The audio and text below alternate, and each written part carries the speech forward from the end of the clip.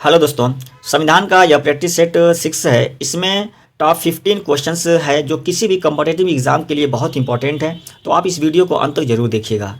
आइए स्टार्ट किया जाए। क्वेश्चन 1 है, भारत के मूल संविधान में कुल कितने अनुसूचियाँ थी। यहाँ पे समझने की कोशिश करिएगा, कुल कितनी अनुसूचियाँ थी। तो ऑप्शन ए है 12, ऑप्शन बी 10, ऑप्शन सी 8 और ऑप्शन डी 22। तो ध्यान से क्वेश्चन को पढ़िएगा। मूल संविधान में कहा है, तो उम्मीद है आप लोग इसका आंसर दे लिए होंगे। तो इसका सही आंसर क्या होगा? इसका सही आंसर है सी 8।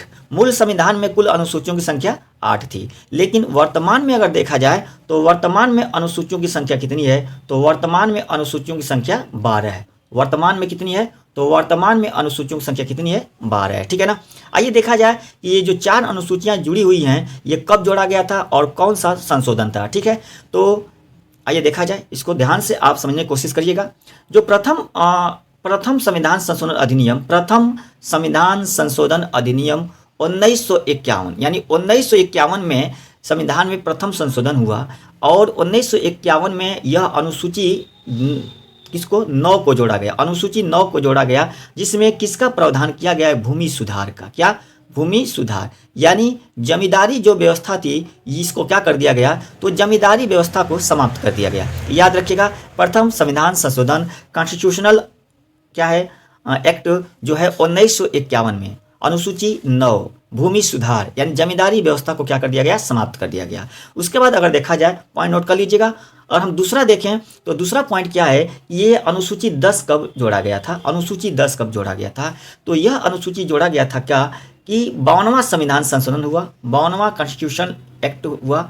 और इस एक्ट के तहत, इस अधिनियम के तहत ये कब हुआ? तो 1985 में 52वां संविधान संशोधन अधिनियम 1985 में इस संशोधन के तहत ये 10वां अनुसूची को जोड़ा गया। और इसमें किसका प्रावधान किया गया है? तो दल बदल कानून, दल बदल कानून, दल बदल कानून। याद रखिएगा, दल बदल कानून का प्रावधान है। ठीक है ना, दल बदल कानून। ठीक है, आइए हम देखते हैं कि अनुसूची 11 क्या बोलता है। तो अनुसूची 11 की अगर बात की जाए, अनुसूची 11 की बात की जाए तो इसमें यह कब हुआ था?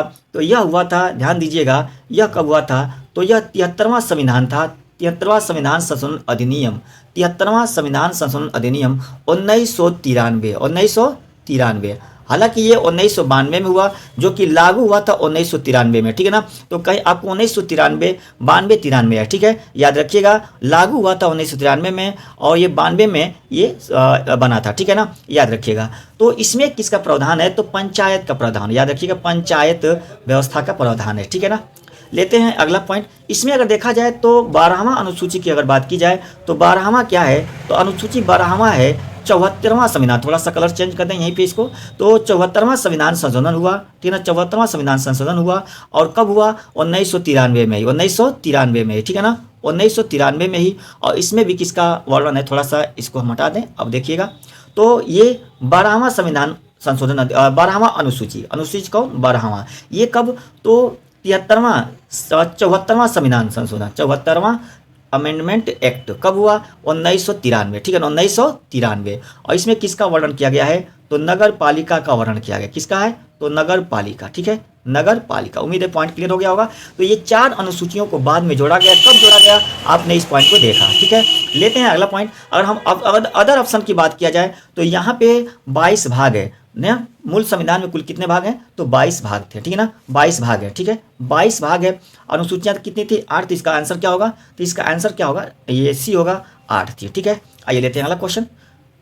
अगला क्वेश्चन आपके स्क्रीन पे क्वेश्चन है, भारत के मूल संविधान में पहला संशोधन कब हुआ था? जी हाँ, आपने अभी देखा कि भारत के जो मूल संविधान में पहला संशोधन कब हुआ था? तो पहला संशोधन हुआ था 1900। उम्मीद है आप इसका आंसर देंगे। ऑप्शन ए है 1944, ऑप्शन बी है 1876, ऑप्शन सी है 1978 और ऑप्शन डी है 1951। तो इसका सही आंसर क्या होगा? डी होगा 1951। 1951 में प्रथम संशोधन हुआ था, वही अनुसूची 9 को जोड़ा गया था। अभी हमने इस पर बात किया। ठीक है ना, आइए लेते हैं अगला क्वेश्चन। अगला क्वेश्चन आपके सामने क्वेश्चन नंबर 3 है कि निम्न में से अनुसूची 8 का संबंध किसके प्रावधान से है? यहाँ पे ध्यान से देखिएगा, अनुसूची 8 की बात हो रही है। तो अनुसूची 8 में किसका प्रावधान है? याद रखिएगा। तो यहाँ पे अनुसूची 8 में भाषा का प्रावधान है, इसका सेंसर क्या हो जाएगा? तो बी होगा, भाषा का प्रावधान है, जिसमें कि मूल अनुसूची 8 में कुल कितनी तो 14 भाषाएं थी, बाद में जोड़ा गया, ठीक है ना, 8 भाषाओं को जोड़ा गया और टोटल वर्तमान में कितनी भाषा हैं? तो 22 भाषा हैं, ठीक है। अगर हम बात करें भूमि सुधार की, तो भूमि सुधार जो है अभी आपने देखा कि भूमि सुधार जो है यह अनुसूची किस में है? तो भूमि सुधार अनुसूची 9 में है, अनुसूची 9 में, ठीक है, अनुसूची 9 में। क्लियर हुआ? अनुसूची 9। अगर हम दल वेतन की बात किया जाए तो वेतन का प्रोसेस किस में है? तो अनुसूची 2 में है। किस में है? अनुसूची 2 में है, अनुसूची 2। याद रखिएगा, सभी पॉइंट धीरे धीरे क्लियर हो जाएगा। अनुसूची 2 में। अगर दल बदल की बात की जाए तो ये किस में है? तो अनुसूची 10 में है। पॉइंट क्लियर हो गया होगा। लेते हैं अगला क्वेश्चन। अगला क्वेश्चन आपके स्क्रीन पे क्वेश्चन नंबर 4 है, केंद्र और राज्य के बीच शक्तियों का विभाजन किस अनुसूची के अंतर्गत होता है? ठीक है ना, केंद्र और राज्य के बीच शक्तियों का जो विभाजन हो वह किस अनुसूची के अंतर्गत आता है? अनुसूची 6, अनुसूची 7, अनुसूची 5 और अनुसूची 11। इसका आंसर देने की कोशिश करें। जी हाँ, तो यहाँ पे शक्तियों का विभाजन, इसका उम्मीद है आप लोग आंसर कर लिए होंगे। तो इसका सेंसर क्या होगा? इसका सेंसर होगा प्यारे साथियों, ये है अनुसूची 7, ठीक है ना, अनुसूची 7, ठीक है। इसमें यानी शक्तियों का विभाजन हुआ है। इसमें अगर देखा जाए तो क्या है कि संघ, केंद्र में कौन संघ जो है, संघ के अंतर्गत कितने विषय आते हैं, और केंद्र में कानून कौन बनाता है? तो संसद बनाता है, ठीक है ना, संघ बनाता है। और राज्य में अगर बात की जाए तो यह संघ सूची का विषय है, संघ सूची का विषय। फिर राज्यों में किसका? राज्य सूची का विषय है, राज्यों में कानून जो बनाएगा राज्य सूची का विषय। और दोनों का अगर बात की जाए तो समवर्ती सूची का विषय आता है। और एक आता है अवशिष्ट सूची, ठीक है ना, अवशिष्ट सूची एक आता है, ठीक है। तो ये अगर देखा जाए तो केंद्र में ये संघ सूची, राज्यों में राज्य सूची, और दोनों की अगर बात की जाए तो समवर्ती सूची, ठीक है ना। वर्तमान में अगर हम बात करें तो ध्यान से समझने की कोशिश करिएगा कि वर्तमान में केंद्र में कितनी अनुसूचियाँ हैं, ठीक है ना। अगर ध्यान से समझने की कोशिश करिएगा प्यारे साथियों, तो यहाँ पे समझने की कोशिश करिएगा। तो संघ सूची में वर्तमान में कितने कुल विषय हैं? तो कितने हैं? 100 है, ठीक है, याद रखिएगा। और अगर देखा जाए राज्य सूची में कुल कितने विषय हैं? तो 61 विषय हैं। कितने हैं? वर्तमान में कितने विषय हैं? 61, याद रखिएगा, वर्तमान में मैं बात कर रहा हूँ। और समवर्ती सूची में वर्तमान में कितने हैं? तो 52 है, ठीक है ना। पहले कितने थे? तो पहले 47 से कितना हुआ? तो 52। और इसमें कितने थे? 66 से घट के कितना हुआ? 61 हुआ, ठीक है ना। और ये था 98 से बढ़कर कितना हुआ है? तो 100 हुआ है, ठीक है। लेते हैं अगला क्वेश्चन। अगला क्वेश्चन आपकी स्क्रीन पे समझने की कोशिश करिएगा। वर्तमान में भारत के संविधान के अनुसूची 1 में कितने राज्य व केंद्र शासित प्रदेश हैं? इसका आंसर देने की कोशिश करें, बहुत ही आसान क्वेश्चन है। वर्तमान में भारत के संविधान के अनुसूची 1 में कितने राज्य व केंद्र शासित प्रदेश हैं? तो इसका सेंसर क्या होगा? उम्मीद है आप लोग इसका आंसर दे लिए होंगे। तो इसका सेंसर हो जाएगा डी, 28 राज्य और 8 केंद्र शासित प्रदेश है, ठीक है ना, 28 राज्य और 8 केंद्र शासित प्रदेश है। लेते हैं अगला क्वेश्चन। अगला क्वेश्चन आपकी स्क्रीन पे, राज्यपाल को अध्यादेश जारी करने की शक्ति किस अनुच्छेद में निहित है? समझने की कोशिश करिएगा, यहाँ पे इसका आंसर देने की कोशिश करें आप लोग। उम्मीद है आप लोग इसका आंसर दे लिए होंगे। तो राज्यपाल की बात हो रही है, तो इसका सेंसर क्या हो जाएगा? अध्यादेश जारी की बात हो रही है, ध्यान से देखिएगा, अध्यादेश, ठीक है। तो इसका सेंसर क्या हो जाएगा? अनुच्छेद 213, ठीक है। और यहाँ पे देखा जाए तो ये राज्यपाल के लिए था। और राष्ट्रपति की अगर बात की जाए तो राष्ट्रपति अध्यादेश जारी करने की शक्ति अनुच्छेद 123 के तहत है। और अनुच्छेद 24 में किसका जिक्र है? तो सुप्रीम कोर्ट का वर्णन है, ठीक है ना, सुप्रीम कोर्ट होगा, ठीक है ना, अनुच्छेद 24 में। अगर अनुच्छेद 48 की बात किया जाए तो इसमें कैग का वर्णन है, ठीक है ना, कैग समझ लीजिएगा, कैग का वर्णन है, ठीक है। आइए लेते हैं अगला। तो अगला क्वेश्चन है 7, आपके स्क्रीन पे क्वेश्चन नंबर 7 है। भारतीय संविधान के भाग 18 में वर्णित है, याद रखिएगा, भारतीय संविधान के भाग 18 में वर्णित है आपातकाल, संविधान संशोधन प्रक्रिया, भाषा, संघ। तो यहाँ पे समझने की कोशिश करिए, भाग 18 दिया है। तो उम्मीद है आप लोग इसका आंसर कर लिए होंगे। इसका सेंसर क्या होगा? ये होगा आपातकाल, ठीक है ना। अगर हम बात करें संविधान संशोधन तो यह किस में है? तो यह भाग 20 में आता है। कब किस में आता है? भाग 20 आर्टिकल 368, भाग 20 आर्टिकल 368, याद करिएगा, आर्टिकल 368 याद रखिएगा, बहुत ही इंपॉर्टेंट है, ठीक है। लेते हैं अगला क्वेश्चन। अगला क्वेश्चन आपकी स्क्रीन पे किस अनुच्छेद के तहत राज्यपाल को क्षमादान की शक्ति प्राप्त है? याद रखिएगा, यहाँ पे क्षमादान की बात हो रही है, ठीक है ना, यहाँ पे क्षमादान की बात हो रही है, गलती ना करिएगा। और किसकी? राज्यपाल को, ठीक है। तो अनुच्छेद 72, अनुच्छेद 161, अनुच्छेद 123 और अनुच्छेद 213। इसका आंसर देने की कोशिश करें। उम्मीद है प्यारे साथियों आप लोग इसका आंसर दे लिए होंगे। तो इसका सही आंसर क्या होगा? बी होगा, अनुच्छेद 161, ठीक है ना। अगर हम बात करें अनुच्छेद 72 का, तो इसमें राष्ट्रपति को क्षमादान की शक्ति प्राप्त है। यह किस आर्टिकल में निहित है? तो आर्टिकल 72 में, ठीक है ना, आर्टिकल 72 में। अगर हम बात करें 123 का, तो इसमें राष्ट्रपति को अध्यादेश जारी करने की शक्ति प्राप्त है। किसको? अध्यादेश किसको? तो राष्ट्रपति को। और यहाँ पे अगर बात की जाए 213 को, तो राज्यपाल को अध्यादेश जारी करने की शक्ति प्राप्त है। अभी आपने देखा, ठीक है ना। लेते हैं अगला क्वेश्चन है 9 आपकी स्क्रीन पे। बहुत इंपॉर्टेंट क्वेश्चन है प्यारे साथियों, यहाँ पे इसका आंसर देने की कोशिश करें। भारतीय संविधान में किस अनुच्छेद के तहत विधानमंडल का वर्णन किया गया है? याद रखिएगा, यहाँ पे एक पॉइंट बताएंगे जो कि संसद और विधानमंडल, लोकसभा और विधानसभा, आप सभी अनुच्छेदों को यहाँ पे मैं ऑप्शन में दिया हूँ, सभी आप याद कर लेंगे। तो उम्मीद है आप लोग इसका आंसर दे लिए होंगे। तो इसका आंसर क्या होगा? तो विधानमंडल की बात हो रही है। तो यहाँ पे अगर पहले देखा जाए कि संसद तो संसद किस अनुच्छेद में है? तो ये देखिएगा, इसमें संसद का वर्णन है, ठीक है ना, संसद का वर्णन है। और हम बात करें तो इस कितना है? तो 79 है। अगर हम इस 79 में अगर हम 89 जोड़ते हैं तो याद रखिएगा, आप 89 जोड़ेंगे तो कितना आएगा? तो ये आएगा कितना? 168 आएगा। कितना आएगा? 168 आएगा। तो 168 में किसका वर्णन है? तो क्या? विधानमंडल का। इसका आंसर क्या हो जाएगा? बी होगा, ठीक है। अगर हम बात करें कि ऑप्शन डी की बात करें, तो इसमें लोकसभा का वर्णन है। किसका? लोकसभा का वर्णन है, लोकसभा। और लोकसभा किसमें है? तो आर्टिकल 81 में है। अगर इस 81 में हम क्या जोड़ दें? इस 81 में हम 89 जोड़ते हैं। 81 में हम क्या जोड़ दें? तो 81 में प्यारे साथियों हम 89 जोड़ते हैं 81 में, तो कितना आ जाएगा? तो ये कितना आ जाएगा आपका? तो ये आएगा 170। कितना आएगा? 170, ठीक है ना, देख लीजिए 170 आएगा। तो 170 में किसका वर्णन है? तो यहाँ पे विधानसभा का वर्णन है, विधानसभा, लोकसभा और विधानसभा। तो यहाँ पे आंसर किसका देना है? कि विधानमंडल की बात हो रही है ना। तो यहाँ पे समझने की कोशिश करिएगा, इसका सही आंसर क्या हो जाएगा? इस क्वेश्चन का सही आंसर क्या होगा? तो बी होगा, याद रखिएगा, बी होगा, ठीक है ना। यहाँ पे मैं इसको इस तरह दिखा दिया हूँ, गलती ना समझिएगा, ठीक है ना। तो यहाँ पे अनुच्छेद 79 में संसद है, अनुच्छेद 70 में किसका वर्णन है? तो अनुच्छेद 70 में विधानसभा का वर्णन है, और अनुच्छेद 81 में लोकसभा का वर्णन है, और अनुच्छेद 79 में किसका वर्णन है? तो संसद का वर्णन है। ध्यान से देख लीजिए। लेते हैं अगला क्वेश्चन आपकी स्क्रीन पे। अनुच्छेद 168 में किसका वर्णन है? तो विधानमंडल का, ठीक है। लेते हैं क्वेश्चन नंबर 10 है, बहुत इंपॉर्टेंट है, कई बार एग्जाम में पूछा जा चुका है, बहुत ही इंपॉर्टेंट है। ओबीसी अदर बैकवर्ड कास्ट आयोग किस अनुच्छेद के तहत है? तो ओबीसी आयोग किस अनुच्छेद के तहत आता है? तो अनुच्छेद 338 बी, ठीक है ना, अनुच्छेद 338। यहाँ पे समझने की कोशिश करिएगा, ये बी यहाँ पे नहीं होगा, ठीक है। अनुच्छेद 338 ए, फिर अनुच्छेद 338 बी, अनुच्छेद 338 और अनुच्छेद 324, ठीक है, बहुत इंपॉर्टेंट है। तो ओबीसी आयोग की बात हो रही है। तो यहाँ पे ओबीसी आयोग जो है ये किस आर्टिकल के तहत? तो इसका सही आंसर क्या हो जाएगा? उम्मीद है आप लोग इसका आंसर कर लिए होंगे। तो इसका सही आंसर हो जाएगा बी, अनुच्छेद 338 बी, ठीक है ना। और यहाँ पे बात करें अनुच्छेद इसमें 338 ए में, तो इसमें किसका प्रावधान है? तो SC ST का प्रावधान है, ठीक है ना। इसमें किसका प्रावधान है? तो ST का प्रावधान है, ठीक है ना। ST आयोग किसमें?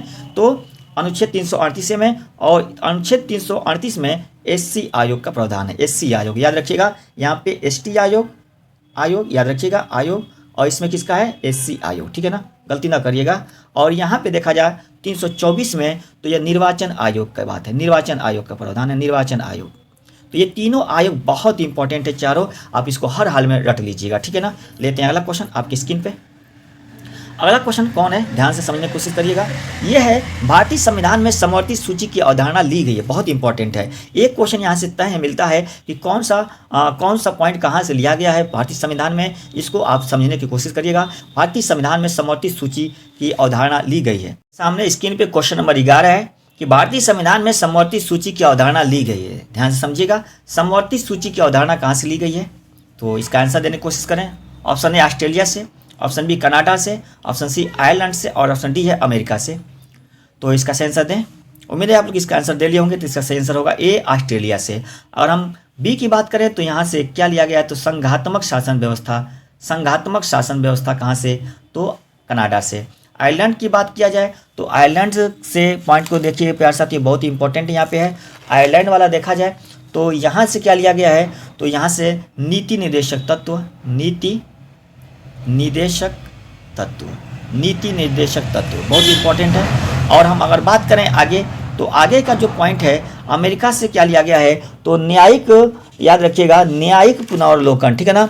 न्यायिक पुनरावलोकन वाला जो प्रोसेस लिया गया है भारतीय संविधान में, ठीक है ना। न्यायिक लिख दिया रहा हूँ यहाँ पे, न्यायिक, न्यायिक पुनरावलोकन,